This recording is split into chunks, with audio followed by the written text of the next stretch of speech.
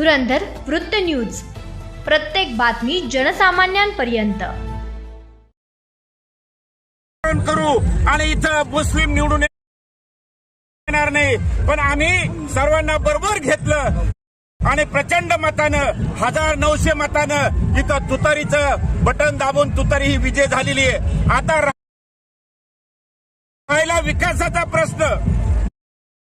त्यांना सर्वांना माहित आहे, जाफराबाद आणि भोकरदन तालुक्यातील सर्व समाजाला मी हरलो तरी 4थ्या नंबरला या राज्यामध्ये हरल्याच्या नंतर 1,06,000 मतं घेतलेले विधानसभेमध्ये।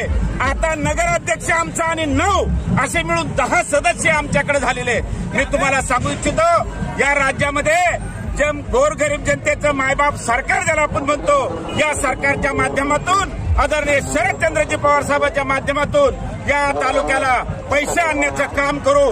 पिण्याचं पाणी, नाली, रस्ता, गटार हे स्वच्छ करण्याचं काम 100% केला जाईल, हा शब्द मी माझ्या तालुक्यातल्या जनतेला देतो।